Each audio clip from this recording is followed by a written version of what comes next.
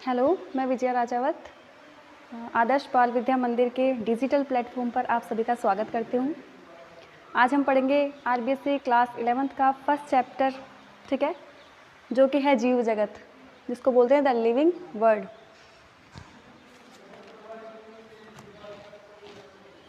अब देखिए जीव जगत, ठीक है। सजीव और निर्जीव क्या होते हैं, पहले बताइए सजीव क्या होते हैं। अब सजीवों का अध्ययन करने के लिए हम या उन्हें बताने के लिए हम पहले निर्जीवों से कंपेयर करेंगे। जैसे फर्स्ट देखिए वृद्धि। अब वृद्धि सजीवों में होती है, निर्जीव में वृद्धि नहीं होती, आप तो यही कहेंगे ना। अब देखिए सजीव है, कोई पौधा है, ठीक है, वो वृद्धि करके बड़ा हो जाता है, ठीक। अब ये हुआ सजीव, जबकि एक रेत का टीला है, कोई बाहरी वातावरण के कारण जैसे हवा, तूफान, इसके कारण एक स्थान से रेतीली मिट्टी उड़ के दूसरे स्थान पर जाके इस टिबे का आकार में वृद्धि कर देती है। हो गई ना। जैसे हुए नदियाँ, ये सिर्फ यहाँ तक बहती है, पर बाह्य कारणों की वजह से इनमें वृद्धि हो जाती है। पहाड़ छोटे होते हैं और बाह्य कारणों की वजह से वो अपने आकार में वृद्धि कर लेते हैं, जबकि ये क्या है, निर्जीव, ठीक है। तो वृद्धि सजीव और निर्जीव दोनों करते हैं, पर सजीवों में जो वृद्धि होती है वो उसके आंतरिक कारणों की वजह से होती है, ठीक है, उसके अनुवांशिक कारणों की वजह से, उसके आंतरिक कोशिकाओं की वजह से। जबकि जो निर्जीव होते हैं उनमें वृद्धि कैसे होती है, बाह्य कारणों की वजह से, बाह्य उद्दीपनों की वजह से, ठीक है। आ गया समझ में। इसको कहते हैं वृद्धि, मतलब अपने आकार में वृद्धि, अपनी चौड़ाई में वृद्धि, या अपने अंदर के आंतरिक वृद्धि, ठीक है, इसको कहा जाता है वृद्धि। अब इससे तो हम नहीं कह सकते ना कि सजीव सिर्फ सजीव वृद्धि करते हैं, निर्जीव वृद्धि नहीं करते। इस आधार पर हम सजीवों को निर्जीव को अलग अलग कर सकें। अब नेक्स्ट करते हैं गति, ठीक है, समझते चलना। नेक्स्ट है गति। अब सजीव एक स्थान से दूसरे स्थान तक पहुंचते हैं, ये हो गई उनकी गति। गति का मतलब होता है एक स्थान से अपने दूसरे स्थान पर जाना, वो हुआ गति। अब ये तो निर्जीव भी करते हैं, ठीक है। कैसे करते हैं, नदियाँ हुई, एक स्थान से दूसरे स्थान तक बह रही है, गति कर रही है ना, यहाँ से शुरू हुई और यहाँ तक बहती जा रही है, तो गति तो कौन करेगा, नदियाँ भी, यानी निर्जीव भी। सजीव गति करते हैं तो निर्जीव भी गति करेंगे।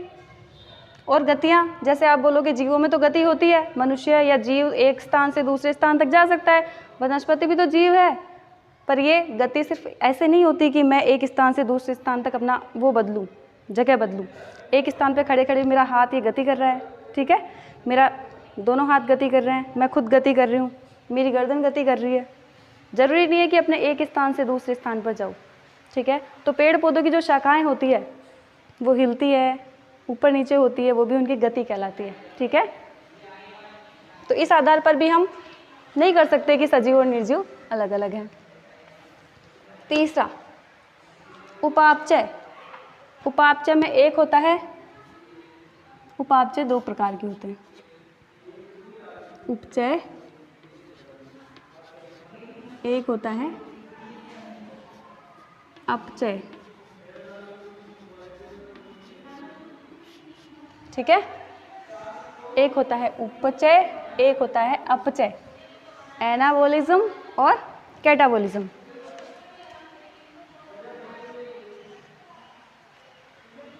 अब देखिए उपचय में क्या होता है, उत्पादों का निर्माण होता है, उत्पादों का निर्माण, ठीक है, उत्पादों का निर्माण होता है। जैसे प्रकाश संश्लेषण की क्रिया, क्या एग्जाम्पल हुआ, प्रकाश संश्लेषण, ठीक है, ये क्या हुआ, उपचय। उपचय में क्या होता है, उत्पादों का निर्माण होता है, ठीक है। और अपचय में क्या होता है, उत्पादों का विघटन होता है, यानी उत्पाद बड़े खंड से छोटे छोटे खंडों में टूट जाते हैं। विघटन यानी टूटना, और निर्माण यानी जुड़ना, ठीक है। छोटे छोटे जब आपस में मिलते हैं तो निर्माण होता है, और आपस में टूटते हैं तो उसको बोलते हैं अपचयन, उत्पादों का विघटन।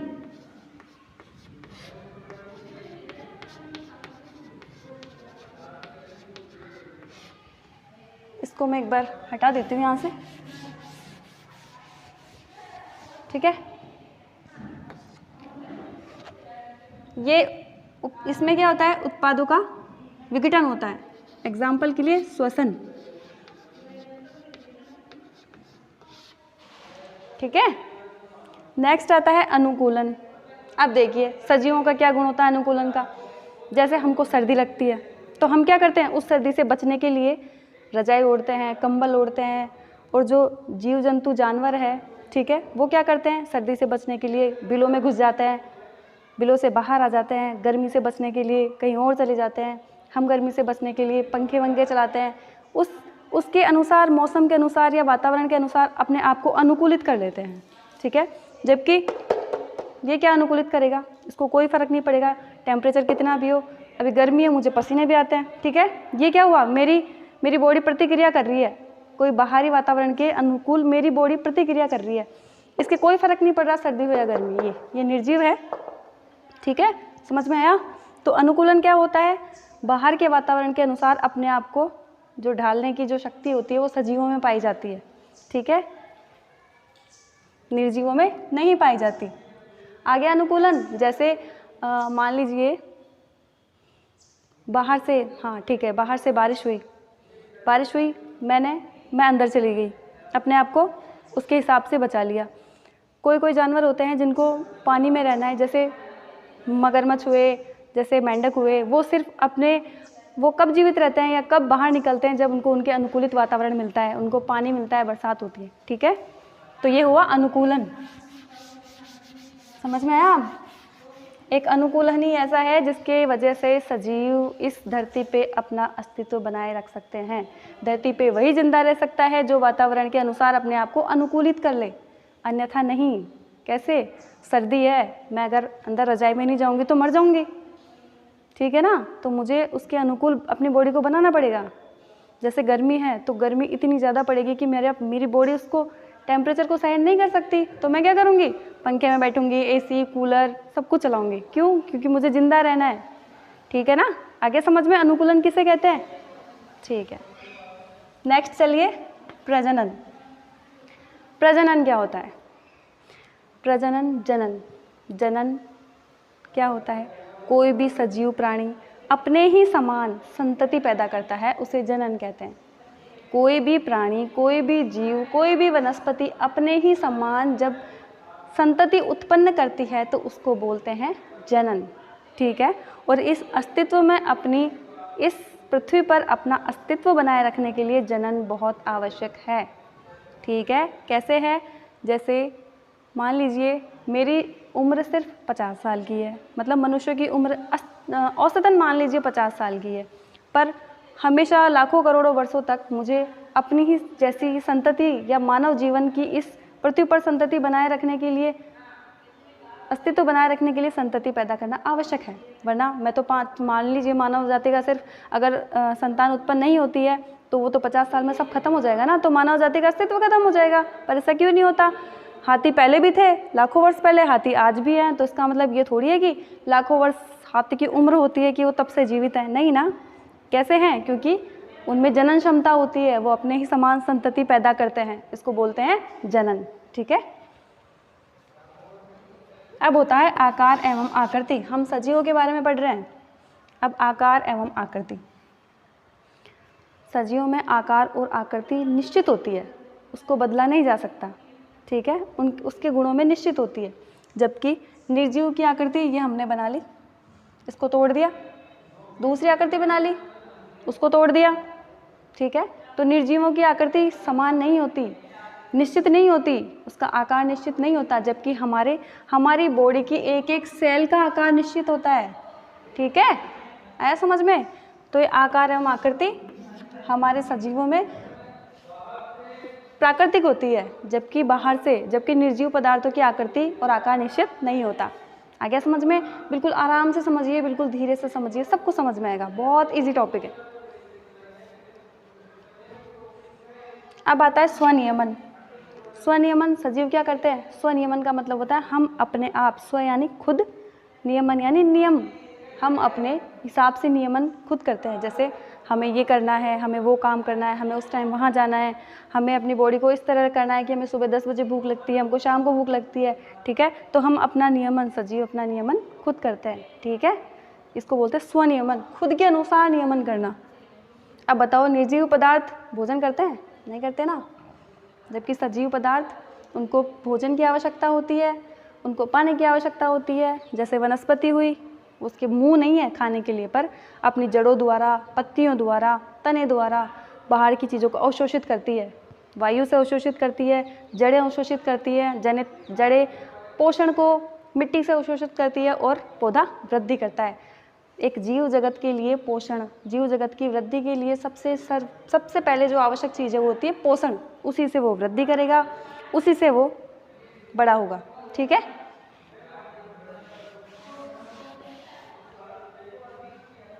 इससे पहले उत्तेजनशीलता, उत्तेजनशीलता,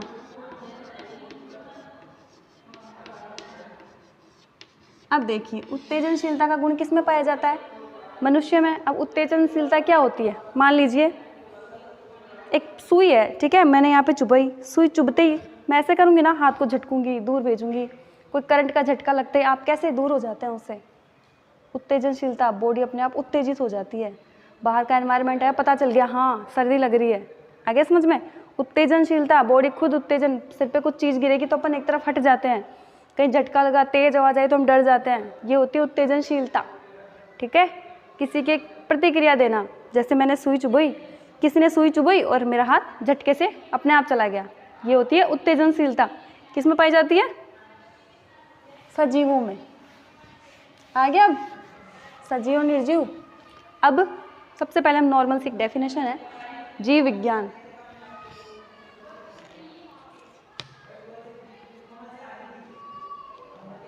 अब सबसे पहले हम पढ़ते हैं, देखिए विज्ञान किसे कहते हैं, जीव विज्ञान किसे कहते हैं, ठीक है। तो विज्ञान की वह शाखा जिसके अंतर्गत जीवों का अध्ययन किया जाता है, जीवों की वह शाखा, विज्ञान की वह शाखा जिसके अंतर्गत जीवों का अध्ययन किया जाता है, क्या कहलाता है? जीव विज्ञान, ठीक है। जीव विज्ञान, जीव विज्ञान के दो भाग होते हैं, आप दो पढ़ेंगे, ठीक है। कौन कौन से? बायोलॉजी, बायोलॉजी के दो पार्ट होते हैं, कौन से? प्राणी विज्ञान, प्राणी विज्ञान, या इसको बोलेंगे जंतु विज्ञान, जंतु विज्ञान, इसको बोलेंगे जूलॉजी। जू यानी समझते हो ना? प्राणी विज्ञान में जंतुओं का विज्ञान होता है, जिसमें जंतुओं का अध्ययन किया जाता है, ठीक है। एक होता है वनस्पति विज्ञान,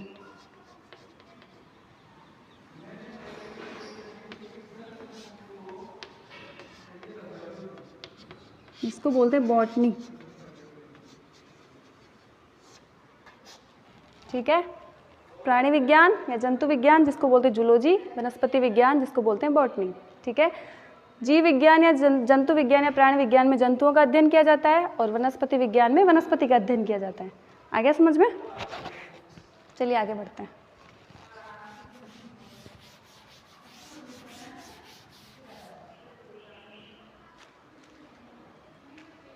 अब नेक्स्ट टॉपिक आता है जीव जगत की विविधता। जीव जगत की विविधता।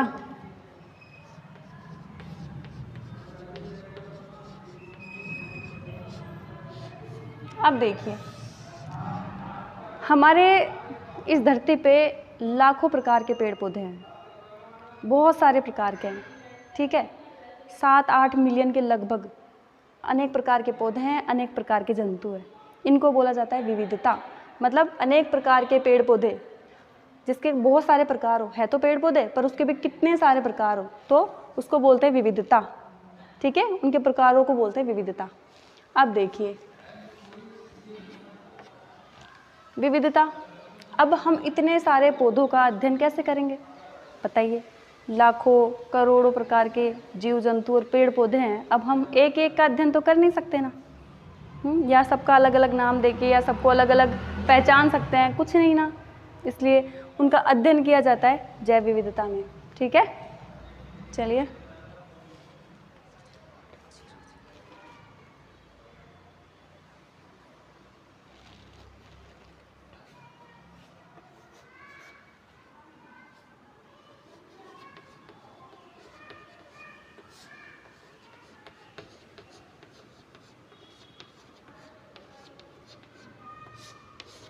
एक वैज्ञानिक थे, कौन से, वाल्टन जी रोजन, नाम ध्यान रखना, जिसने सबसे पहले इसका नाम दिया था, ये शब्द दिया था जैव विविधता। ठीक है, कब दिया, 1855 में। ठीक है, क्या वैज्ञानिक थे, वाल्टन जी रोजन। अब देखिए, अब बात आई कि पौधे को पहचाना कैसे जाए, उसको किस आधार पर या उसके ऐसे किन गुणों को देखकर उसका नाम दिया जाए। ठीक है, तो ये सब पूरे विश्व में, सारे विश्व ने मिलकर एक समिति गठित की। ठीक है, कि पौधों को किस आधार पर क्या नाम दिया जाए, किस आधार पर उनका नामकरण किया जाए, किस आधार पर उनको पहचान की जाए। तो फिर आता है कि सबसे पहले उसकी पहचान करो कि वो उसमें क्या क्या गुण है, किस पौधे से वो मिलता जुलता है। ठीक है, उस आधार पर उनको एक समान ग्रुप में रखना, फिर और मिलती जुलती जातियों को अलग अलग ग्रुप में डिवाइड करना, वो होता है। अब देखिए हम नेक्स्ट पढ़ते हैं। सबसे पहले पहचान व नामकरण। ठीक है, कैसे करेंगे,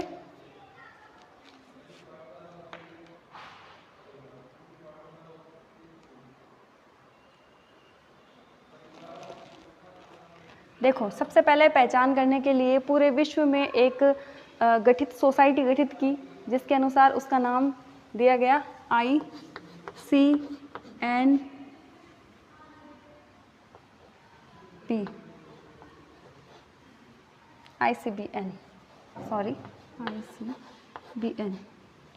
जिसको इंटरनेशनल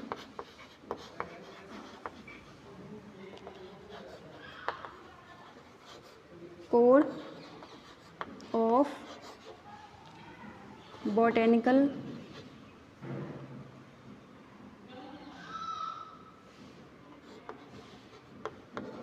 नोमेनकल्चर।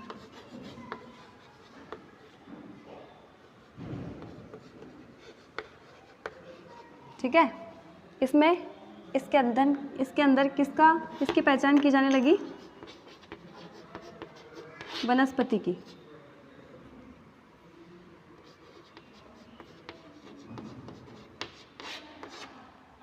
ठीक है, क्या नाम दिया गया इस सोसाइटी को, इस समिति को क्या नाम दिया गया, जिसके अंतर्गत पौधों को पहचाना जाने लगा। मतलब पूरे विश्व स्तर पर एक सोसाइटी गठित की, जिनमें हर एक पौधों को पूरे विश्व में एक ही नाम से जाना जाएगा, एक ही पहचान की जाएगी। उस सोसाइटी का नाम दिया गया ICBN, यानी international code of botanical nomenclature. और यही कोड जीव जंतुओं के लिए दिया गया, उसको कहते हैं, उसका है IC, बॉटनी की जगह क्या हो जाएगा, zoology.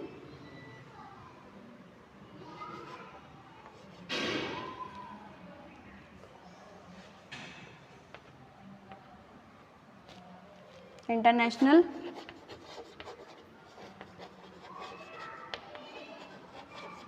Code of zoological nomenclature. आ गया समझ में।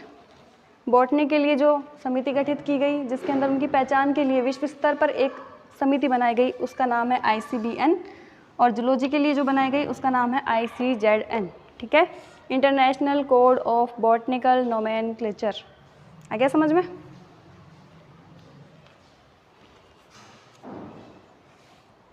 देखिए 1961 के अंदर जो नामकरण की पद्धति है, उसमें संशोधन किया गया। नामकरण की पद्धति में संशोधन हुआ।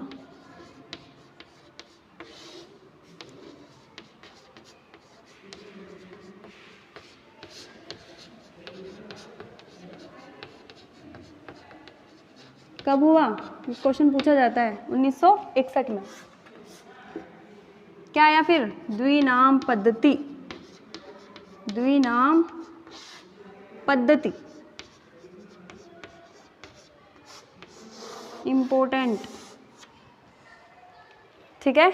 1961 में नामकरण पद्धति में परिवर्तन किया गया, संशोधन किया गया, संशोधन करके क्या किया गया? द्विनाम पद्धति दी गई।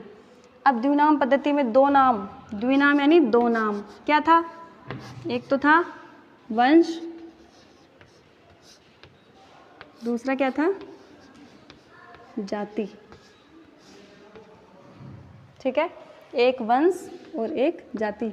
किसी भी वनस्पति को या किसी भी जीव को नाम दिया गया पूरे विश्व में सिर्फ एक नाम, जिससे पूरे विश्व में सिर्फ एक ही नाम से जाना जाए। किस नाम की, किस पद्धति पे? द्विनाम पद्धति के आधार पे, ठीक है। पहला नाम उसमें किसका होता है? वंश का, दूसरा जाति का। अब इसमें कोई नियम रखे गए, काफ़ी सारे नियम रखे गए। कैसे रखे गए? चलिए पढ़ते हैं।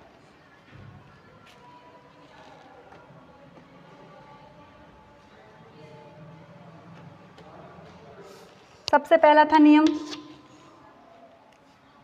जैसे सबसे पहला नियम है कि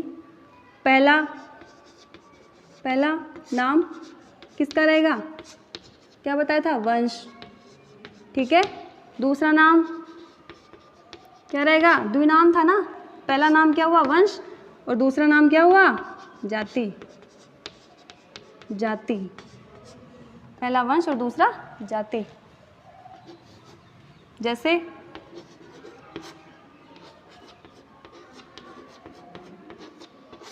होमो सैपियंस,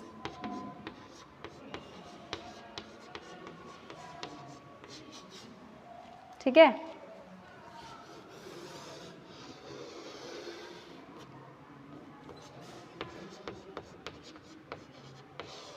ये मनुष्य का साइंटिफिक नेम है, होमो सैपियंस। अब इसमें वो नियम लागू करते हैं। सबसे पहले ये क्या है? ये वंश। ये सेकंड वाला नाम, ये किसको शो करता है? जाति को, ठीक है। ये वंश और ये जाति। अब दोनों नाम लिखने के बीच में कोई भी कोमा या कोई भी स्पेस, कोई कोमा नहीं लगेगा। दोनों के नाम के आगे सिर्फ एक स्पेस होगा। एक नियम तो ये कि कोई भी कोमा यूज में नहीं लिया जाएगा, ठीक है। अब दोनों नाम इटैलिक होंगे। इटैलिक यानी तिरछे। तिरछे यानी अगर इंग्लिश में हम लिखेंगे तो इटैलिक लिखेंगे। देखिए, दोनों नाम इटैलिक होंगे। इटैलिक शब्द समझते हैं? ऐसे ये वाला, ये तो होता है सीधा, ये सीधा, और ये इटैलिक हुआ टेढ़ा, ठीक है। तो जो भी इनके नाम लिखे जाएंगे वो इटैलिक अक्षरों में होंगे।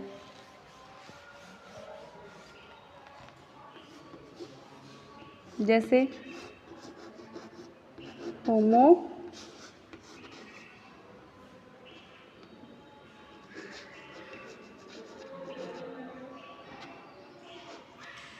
सैपियंस, ठीक है। ये हुआ इटैलिक, ऐसा टेढ़ा घुमा के लिखेंगे इसको।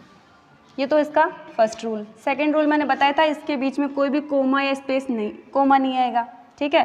थर्ड वाला नियम आएगा इसका कि जो पहला अक्षर है उसका जो फर्स्ट लेटर है वो कैपिटल होगा, जबकि दूसरे का जो लेटर है वो स्मॉल होगा, स्मॉल लेटर होगा। यानी वंश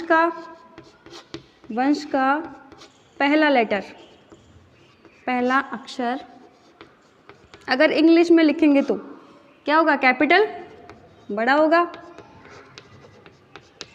जबकि जाति का पहला अक्षर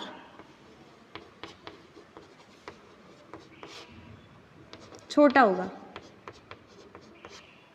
जैसे होमो, ये वंश है, इसका पहला अक्षर बड़ा होगा और दूसरा अक्षर जाति का छोटे लेटर से स्टार्ट होगा, ठीक है। क्लियर? अब अगर हम इसको इटैलिक नहीं लिखते, अगर हम इंग्लिश में इसको इटैलिक नहीं लिखना जानते या नहीं लिखना चाहते, तो एक और रूल है कि अगर आप इटैलिक नहीं लिखते तो दोनों के नीचे अंडरलाइन कीजिए। इसके नीचे भी और इसके नीचे अंडरलाइन भी अलग अलग होनी चाहिए, बीच से मिली हुई नहीं होनी चाहिए। आ गया? कितने रूल हो गए? फर्स्ट रूल, फर्स्ट अक्षर वंश का होना चाहिए, दूसरा जाति का। सेकंड रूल, वंश के पहला अक्षर स्मॉल कैपिटल लेटर में होना चाहिए, जबकि जाति का फर्स्ट वाला अक्षर स्मॉल लेटर में होना चाहिए। ठीक है? अगर इंग्लिश में लिखा जा रहा है तो वो नाम इटैलिक होना चाहिए, और अगर इटैलिक नहीं लिखते तो इंग्लिश के दोनों नाम अलग अलग लिख के उनके नीचे अंडरलाइन किया जाता है। ठीक है? और जाति के, अगर वंश का नाम ये है तो जाति का नाम भी यही नहीं। अगर वंश और जाति का दो समान पौधे या दो समान जानवरों के नाम एक ही जाति, उनके आगे एक ही जाति नहीं लगेगी। ये भी नियम है कि ऐसा नहीं है कि होमो तो ठीक है, मनुष्य में आता है, उसकी जाति है सैपियंस, और एक और कोई और आदमी या बंदर मिला, उसका नाम भी लिख दिया सैपियंस। तो दो अलग अलग पौधों या दो अलग अलग जीवों का नाम एक ही नहीं होना चाहिए। ठीक है? एक ही जाति के नहीं होने चाहिए, एक ही जाति में नहीं आने चाहिए। ये रूल हो गए आपके। आ गया समझ में? ठीक है? द्विनाम पद्धति का क्या हुआ? अक्षर दो नाम में होने चाहिए, कौन सा? वंश और दूसरा जाति का। वंश का पहला अक्षर बड़ा होना चाहिए, जाति का दूसरा अक्षर छोटा होना चाहिए। दोनों के नाम के बीच में स्पेस कोमा नहीं आना चाहिए, स्पेस आना चाहिए। दोनों के नाम इंग्लिश में अगर लिखते हैं तो इटैलिक होने चाहिए, और अगर इटैलिक नहीं लिखते तो दोनों के नाम के नीचे अंडरलाइन होनी चाहिए। आ गया समझ में? अब देखिए, ये जो नाम होता है कौन सी भाषा में है? लैटिन भाषा में। नाम हमेशा लैटिन भाषा में होना चाहिए। नाम हमेशा लैटिन भाषा में ही होता है। क्यों लैटिन भाषा में? अब आप पूछेंगे सारे नाम लैटिन भाषा में क्यों? क्योंकि लैटिन भाषा पूरे विश्व में एक ही है। ठीक है? इंग्लिश भी अलग अलग है। इंग्लिश में हमारे यहाँ किसी चीज़ को क्या बोलते हैं, उसके 4 नाम है। इंग्लिश में एक, मान लीजिए एक सेट होता है, सेट। अब सेट में तो आप पंखे को सेट कर रहे हो तो भी उसके आगे सेट लगाओगे। मैं अगर कहीं सेट हो रही हूँ पढ़ाने के लिए तो उसको भी सेट बोलोगे, तो सेट का अर्थ अलग अलग जगह अलग अलग निकल सकता है। ये इंग्लिश है। लैटिन भाषा में एक शब्द का सिर्फ एक ही है, और पूरे विश्व स्तर पर इस भाषा को मान्यता दी गई है, और इसका सिर्फ जहाँ एक अक्षर होता है उसका जो अर्थ होता है वो एक ही निकलता है। अपने यहाँ की तरह नहीं निकलता, उसकी ये कर दे, उसके ये कर दे, एक ही वर्ड में 4 नाम हो रहे हैं। ठीक है? इसलिए लैटिन भाषा का यूज़ किया गया, क्योंकि ये विश्व स्तर पर एक ही है। तो द्विनाम पद्धति किसने दी थी? कैरोलस लीनियस ने। कैरोलस लीनियस ने। ये भी एग्जाम में पूछा जाता है। द्विनाम पद्धति किसने दी? कैरोलस लीनियस ने। आ गया समझ में? कैरोलस लीनियस ने, कैरोलस लीनियस की एक बुक थी, ये भी आपके एग्जाम में बहुत इंपॉर्टेंट क्वेश्चन है। कैरोलस लीनियस, जिसमें उसने अपनी द्विनाम पद्धति दी थी। ठीक है? इसने कौन सी पद्धति दी? द्विनाम पद्धति। इसने अपनी कौन सी बुक में द्विनाम पद्धति दी? इसने दी, इसकी बहुत इंपॉर्टेंट बुक है, उसको जरूर याद रखना, सिस्टेमा नेचुरी। सिस्टेमा नेचुरी।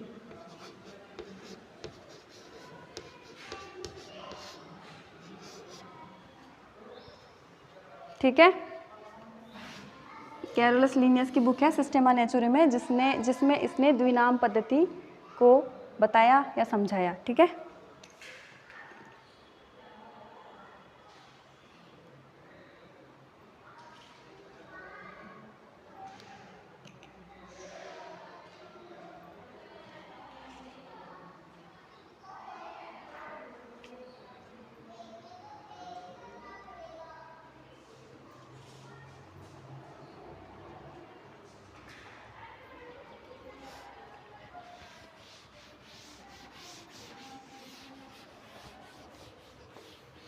अब चलिए इनका वर्गीकरण। अब आता है सबसे पहले इनको पहचानना, फिर इनको नाम देना, देन इनका वर्गीकरण करना। वर्गीकरण क्या होता है? आया समझ में? किसी भी दो समान पौधे या दो समान जंतुओं के बीच में संबंध स्थापित करना और उनको अपने समूह में विभक्त करना, वो कहलाता है वर्गीकरण। ठीक है? अब अपन डिटेल से पढ़ेंगे वर्गीकरण होता क्या है।